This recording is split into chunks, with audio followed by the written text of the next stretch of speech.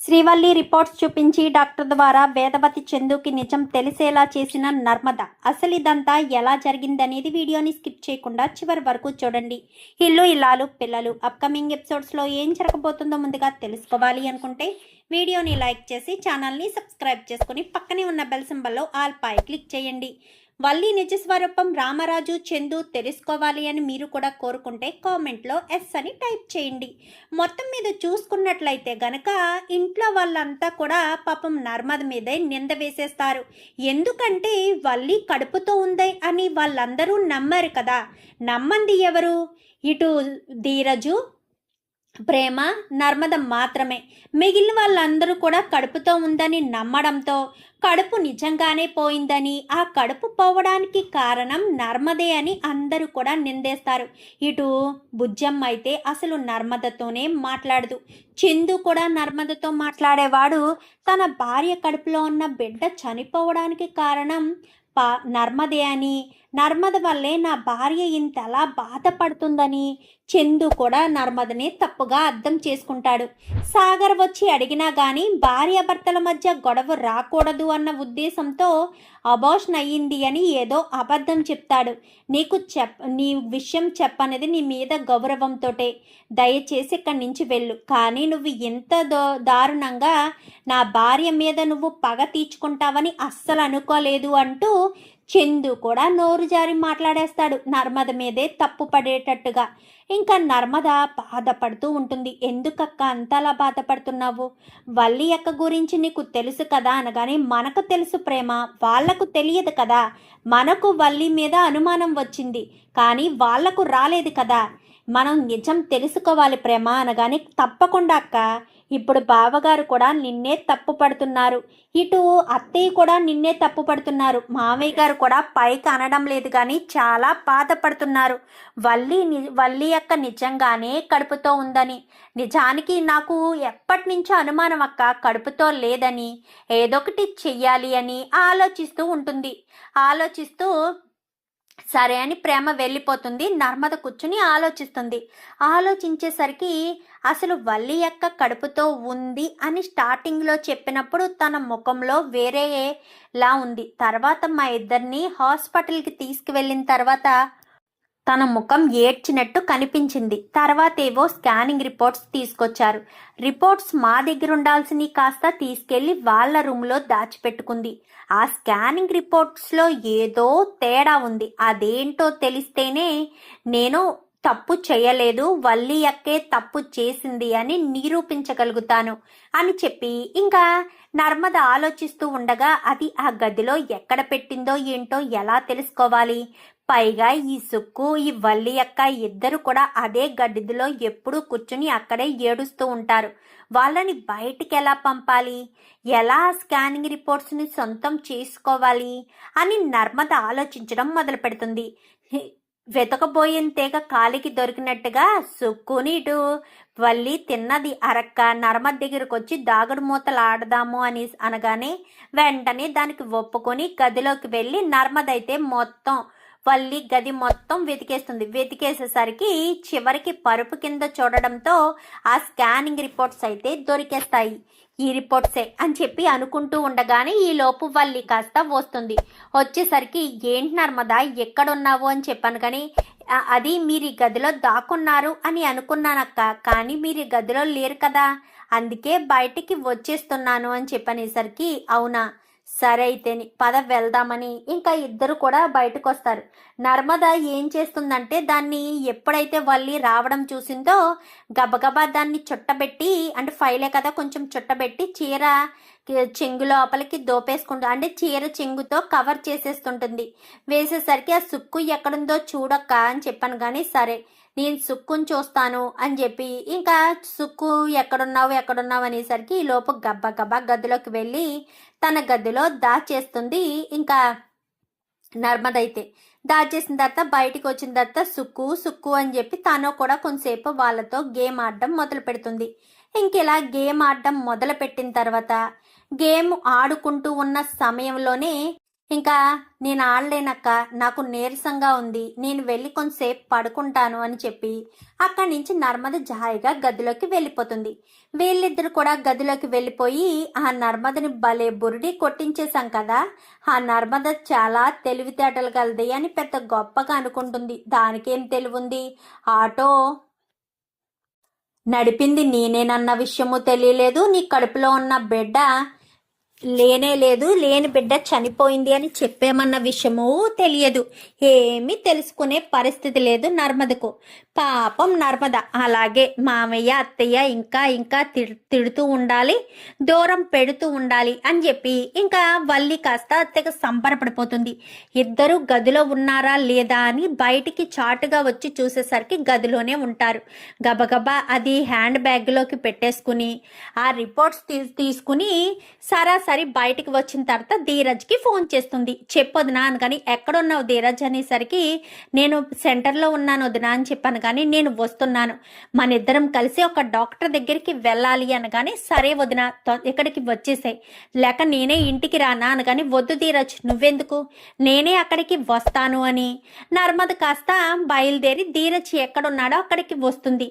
ఏంటి వదిన హాస్పిటల్కి వెళ్ళాలి అంటున్నావు ఎందుకు అని చెప్పాను కానీ హ్యాండ్ బ్యాగ్లోంచి రిపోర్ట్స్ తీస్తుంది.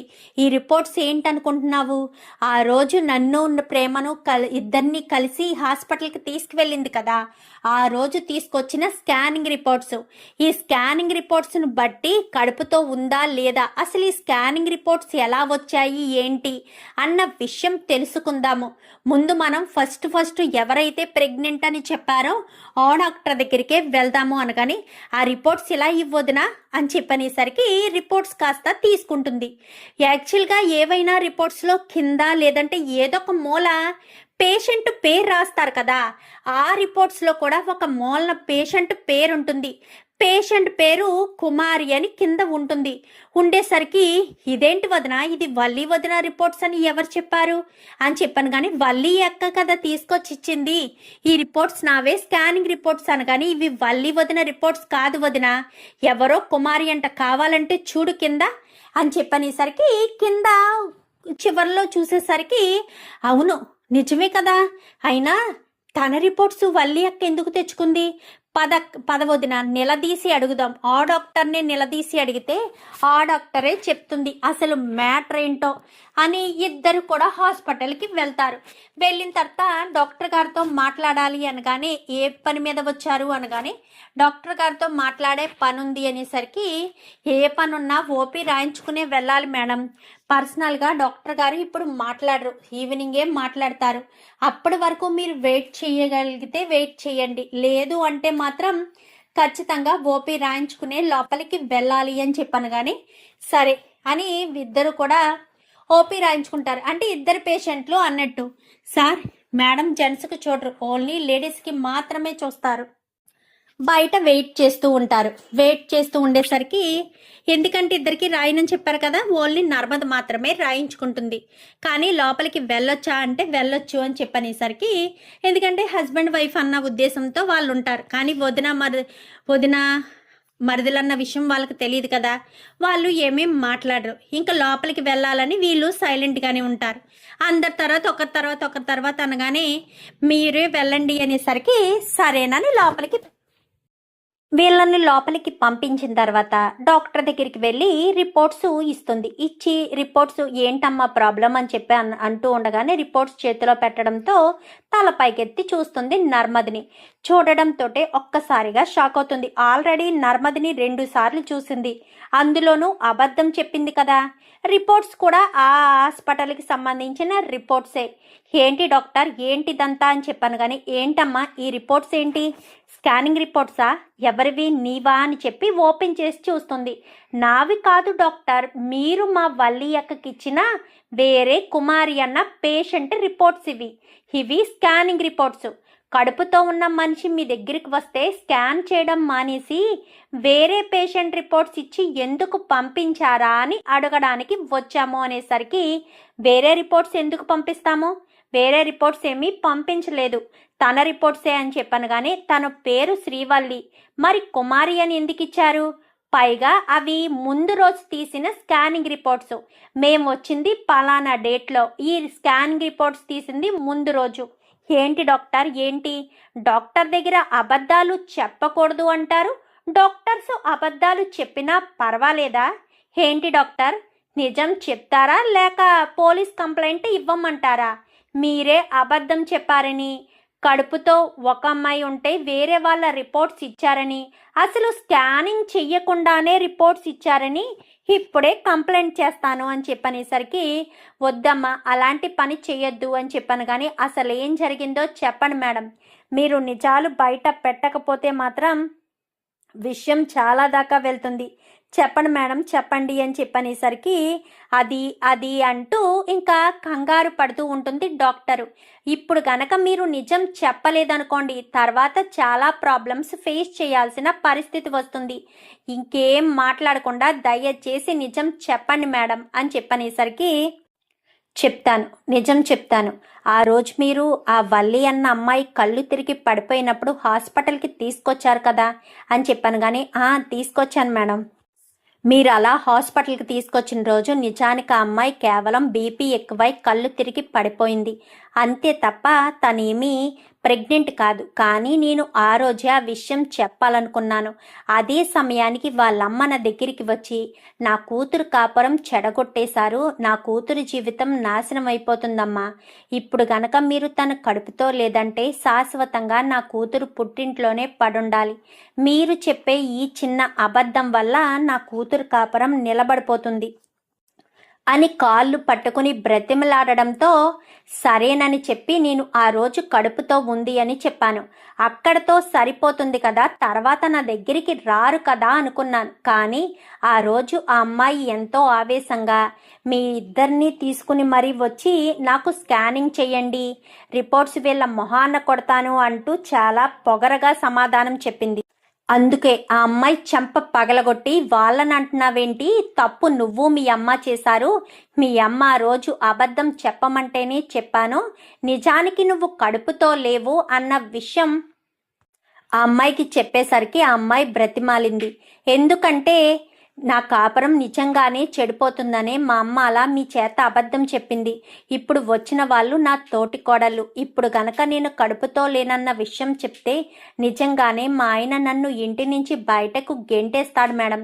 ప్లీజ్ మేడం, నిజానికి నాకు ఇప్పటి వరకు నాకు నిజం తెలీదు. ఇన్ని రోజులు నేను కడుపుతో ఉన్నానని ఎంతో ఆశపడ్డాను. ఇప్పుడు మీరు నేను కడుపుతో లేను అని చెప్పేసరికి ఈ విషయాన్ని నేనే తట్టుకోలేకపోయాను. ఇంట్లో వాళ్ళకి చెప్తే నన్ను మెడపట్టి బయటకు గెంటేస్తారు మేడం. ప్లీజ్ మేడం, నన్ను దయచేసి అర్థం చేసుకోండి మేడం అంటూ నేను ఎంతగా చెప్తున్నా కానీ ఆ అమ్మాయి నన్ను బ్రతిమలాడడంతో, సరే ఈ అబద్ధం మళ్ళీ మళ్ళీ రిపీట్ కాకూడదు, నువ్వు మళ్ళీ మళ్ళీ నా కంటికి కనిపించకూడదు, ఒకవేళ నువ్వు అలా కనిపిస్తే నేనే మీ ఇంటికి వచ్చి నిజం చెప్తాను అని చెప్పి నేను వార్నింగ్ ఇచ్చి ఆ రిపోర్ట్స్ తనకిచ్చాను. మరి రిపోర్ట్స్ ఇచ్చేటప్పుడు మీరు చూసుకోలేదా? రిపోర్ట్స్లో పేషెంట్ పేరుంటుంది, కింద బాటం దగ్గర ఉంటుంది అన్న విషయం మీకు తెలియదా ఏంటి అనగానే ఆ కంగారులో నేను చూసుకోలేదు. కానీ ఇప్పుడు నా మీద పెద్ద నింద వచ్చి పడింది. ఆ విషయం మీకు తెలుసా? మీరు చెప్పిన అబద్ధం వల్ల నన్ను మా ఇంట్లో వాళ్ళంతా కూడా దోషిలా చూస్తున్నారు అనేసరికి, నేను చెప్పిన అబద్ధం వల్ల నిన్ను దోషిలా చూడడం ఏంటమ్మా అని చెప్పాను. కానీ అవును డాక్టర్, మీరేమో మా వల్లి యొక్క కడుపుతో ఉందని అబద్ధం చెప్పారు, తానేమో ఇంటికొచ్చి నేను కడుపుతో లేను కాబట్టి, కడుపుతో ఉన్నానని ఇంట్లో వాళ్ళందరూ నమ్మాలి కాబట్టి అని తెగ ఓవర్ యాక్షన్ చేసేసరికి మాకు అనుమానం వచ్చింది. అనుమానం వచ్చి తను కడుపుతో లేదు అన్న విషయం బయట పెట్టాలి అన్న ఉద్దేశంతోనే నేను తనని తీసుకుని హాస్పిటల్కి బయలుదేరాను. అలా హాస్పిటల్కి బయలుదేరిన నాకు మధ్యదారిలో ఒక ఆటో సడన్ బ్రేక్ వేయడంతో ఇంకా తను బండి మీద నుంచి కింద పడిపోయింది. కింద పడిపోవడంతోనే తన కడుపులోని బిడ్డ నా వల్లే, నేను బయటికి బండి మీద తీసుకురావడం వల్లే తన కడుపులోని బిడ్డ ప్రాణం పోయింది అని నింద నా మీద పడింది అనేసరికి, తన కడుపులో బిడ్డే లేదు కదా, మరి బిడ్డ చనిపోయింది అని ఎవరు చెప్పారు అనగానే అది వేరే హాస్పిటల్ డాక్టరు అనేసరికి, వేరే హాస్పిటల్ డాక్టరా? ఏ హాస్పిటల్ అనగానే పలానా హాస్పిటల్ అని చెప్తారు. అదేంటి, ఆ హాస్పిటల్లో డాక్టర్స్ ఎవరు లేరని అక్కడికి వెళ్ళిన పేషెంట్లు అందరూ కూడా నా దగ్గరికే వస్తున్నారు కదా. వాళ్ళంతా కూడా డాక్టర్స్ అందరూ కూడా 1 వీక్ క్యాంప్కి వెళ్ళారు. వాళ్ళెవరూ లేరు, నర్సులు మాత్రమే ఉన్న పేషెంట్లని చూసుకుంటున్నారు. ఏదైనా ఎమర్జెన్సీ అయితే వేరే హాస్పిటల్ నుంచి డాక్టర్స్ వెళ్ళి చెక్ చేస్తున్నారు అనేసరికి, అయితే మీకు చెప్పిన డాక్టర్ కూడా ఫేక్ డాక్టర్ అయ్యి ఉంటుంది అని చెప్పనేసరికి, అదంతా కాదు డాక్టర్, ఇప్పుడు మీరు ఇంటికి వచ్చి అసలు తను ప్రెగ్నెంటే కాదు అని ఆ రోజే నా చేత అబద్ధం చెప్పించారన్న విషయం చెప్తారా చెప్పరా అని చెప్పనేసరికి, ఏంటమ్మా బెదిరిస్తున్నావా అనగానే, బెదిరించట్లేదు డాక్టర్, మిమ్మల్ని హెచ్చరిస్తున్నాను. తర్వాత మీ ఇష్టం, మేము ఇదే రిపోర్ట్స్ తీసుకుని సారాసారి పోలీస్ స్టేషన్కి వెళ్తాము. మా ఇంట్లో ఉన్న పర్సన్ ఇది, ఆ డాక్టర్ గారు ఇచ్చిన రిపోర్ట్స్ ఇవి అని క్లియర్గా కూడా చెప్తాము. తర్వాత మీ ఇష్టం అనగానే, వద్దు, మీ ఇంటికి వచ్చి మీరు ఏం చెప్పమంటే అదే చెప్తాను. మేమేం చెప్పమంటే అది చెప్పొద్దు డాక్టర్, జరిగింది జరిగినట్టు మాకు ఇప్పుడు ఎలా వివరించి చెప్పారో మా ఇంట్లో వాళ్ళు కూడా అలాగే వివరించి చెప్పండి అంతే. లేదు కాదు కూడదని మీరు ఇంటికి వచ్చి కూడా మా వల్లి యొక్క కాపురం ఏమైపోతుంది అని ఆలోచించి అబద్ధం చెప్పారే అనుకోండి, తర్వాత మీరింకా శాశ్వతంగా ఇంట్లోనే ఉండాల్సిన పరిస్థితి వస్తుంది. తర్వాత మీ ఇష్టం అనగానే, అలా నేనెందుకు చేస్తాను, నా డాక్టరు వృత్తిని నేనెందుకు వదులుకుంటాను, నేను అప్పుడే అబద్ధం చెప్పను అని చెప్పాను. అయినా సరే వాళ్ళు నా మాట వినిపించుకోకుండానే నా చేత అబద్ధం చెప్పించారు. మళ్ళీ మళ్ళీ అదే అబద్ధాన్ని చెప్పే అవసరం నాకు లేదు అని చెప్పి, డాక్టర్ పదండి అనగానే, ఇంకా డాక్టరు ఇటు నర్మదా ఇద్దరునేమో ఆటోలో వస్తారు. ధీరజ్ ఏమో వెనకాల బండి మీద వస్తాడు. ఇంటికి వచ్చేసరికి ఇంకా ఇంట్లో సాగరు వర్క్కి వెళ్ళిపోతాడు. చందు మాత్రం బాధపడుతూ రైస్ మిల్ నుంచి అప్పుడే ఇంటికి వస్తాడు. ఇంటికి వచ్చేసరికి మీ ఆయన వస్తున్నాడే అని చెప్పి సుక్కు చెప్పడంతో, సుక్కు చెప్పిన ఇన్ఫర్మేషన్ బట్టి తను మళ్ళీ డల్గా కూర్చుని ఉంటుంది. వల్లి ఏమైనా తిన్నావా అనగాని, ఏం తినమంటావు బావా, కడుపులో ఉన్న బిడ్డ ప్రాణం పోతే ఏ తల్లికి మాత్రం తినాలని అనిపిస్తుంది అంటూ మాట్లాడుతుంది. అప్పటి వరకు ఓ తెగ సంతోషపడిన వల్లి ఎప్పుడు చందు రావడంతో అప్పట్లో తన మాట తీరులో అన్నీ కూడా చేంజ్ అయిపోతాయి. ఇంకా అలా చేంజ్ అయిపోయి మాట్లాడుకున్న తరువాత ఇంకా సైలెంట్గా కూర్చుని ఉంటుంది. ఈలోపు వల్లి చందు ముందుగా ధీరజ్ లోపలికి వస్తాడు. అమ్మా నాన్న అని అందరిని కూడా పిలుస్తాడు. పెద్దన్నయ్య చిన్నన్నయ్య అని అందరినీ పిలిచేసరికి అందరూ వస్తారు. ఏమైందిరా, ఏం జరిగింది అనగానే, నర్మద వదిన అనేసరికి, నర్మదకి ఏం జరిగింది చెప్పరా చిన్నోడా, నర్మదకి ఏమైంది అనగానే, నర్మద వదినకి ఏమీ అవ్వలేదు, పాపం నర్మద వదిన చాలా బాధపడుతుంది. వల్లి వదిన కడుపు పోవడానికి కారణం నర్మద వదిన అని అమ్మ, ఇటు చందు అన్నయ్య అందరూ కూడా పాపం నర్మద వదిన అంటున్నారు కదా. అసలు కడుపే లేని మనిషికి కడుపు ఎక్కడి నుంచి పోయిందా అని మాకు డౌట్గా ఉంది అనేసరికి, రే చిన్నోడా ఏం మాట్లాడుతున్నావురా, మళ్ళీ కడుపు లేదు అంటావేంటి అని చెప్పాను. కానీ కడుపు లేదు కాబట్టే కడుపు లేదు అని చెప్తున్నానమ్మా. డాక్టర్ రండి అనేసరికి, రండి డాక్టర్ అంటూ నర్మద కాస్త డాక్టర్ని తీసుకొచ్చేసరికి ఒక్కసారిగా వల్లి వాళ్ళు షాక్ అయిపోతారు. ఎందుకంటే ఆ డాక్టరే కదా అబద్ధం చెప్పింది. ఆ డాక్టర్ని చూడడంతో ఇంకా వల్లి షాక్ అయిపోయి ఫ్రీజ్ అయిపోయి అలా ఉండిపోతుంది. ఏంటే వల్లి ఏమైందే అనగానే, నేను కడుపుతో ఉన్నానని చెప్పిన మొట్టమొదటి డాక్టర్ తనే, ఆ స్కానింగ్ రిపోర్ట్స్ ఇచ్చిన డాక్టర్ కూడా తనే అనేసరికి ఒక్కసారిగా షాక్ అయిపోతుంది. ఏంటి ఆ డాక్టర్ అని, డాక్టరు అయిపోయింది, ఇంకా ఈ రోజుతో నువ్వు ఇంట్లో ఉండే చివరి రోజు ఇదే అని పక్క నుంచి సుక్కు మాట్లాడుతూ ఉంటుంది. ఎవరమ్మా ఈవిడ అనగానే, ఏంటన్నయ్య మర్చిపోయావా, ఈవిడ నీకు చూస్తే గుర్తుపట్టడం లేదా, ఆ రోజు వల్లి వదిన మొదటిసారి కడుపుతో ఉందని చెప్పిన డాక్టర్ ఈవిడే కదా అనగానే, అవును ఈవిడే, ఎందుకు తీసుకొచ్చావు అనగానే, మీరంతా వల్లి వదిన కడుపు పోవడానికి కారణం నర్మద వదిన అని నింద వేశారు కదా, అసలు ఎవరి కారణమో ఏంటో మీకు తెలియాలి అన్న ఉద్దేశంతోనే తీసుకొచ్చాము. చెప్పండి డాక్టర్ అనగానే, మీరంతా నన్ను క్షమించాలి. అసలు అబద్ధానికి పునాది పడిందే నా హాస్పిటల్లో. నన్ను క్షమించండి. నేను ఇదంతా కావాలని చేసింది కాదు. వాళ్ళమ్మ చెప్తేనే చేశాను అనగాని, అసలు ఏం చేశారు డాక్టర్? దేని గురించి మాట్లాడుతున్నారు? నేను దేని గురించి మాట్లాడుతున్నానంటే, ఆ అమ్మాయి ఉంది కదా వల్లి, కడుపుతో ఉందని చెప్పాను కదా నీకు, అదంతా అబద్ధం. నిజానికి అసలు తను కడుపుతోనే లేదు. ఇప్పుడు కడుపుతో లేదు అని మీరు అనుకుంటారు. ఇప్పుడు కాదు కడుపుతో లేనిది. అసలు అంతకు ముందు కూడా తను కడుపుతో లేదు. తనకు అసలు కడుపే రాలేదు. కావాలని వాళ్ళమ్మ నా చేత అబద్ధం చెప్పించింది. అబద్ధం చెప్పకపోతే ప్రాణాలు తీస్తాను అని నాకు వార్నింగ్ ఇవ్వడం వల్లే నేను అబద్ధం చెప్పాల్సిన పరిస్థితి వచ్చింది. తర్వాత కూడా నన్ను బెదిరించి మరీ అబద్ధం చెప్పించి, అప్పుడు అలా అబద్ధం చెప్పించారు.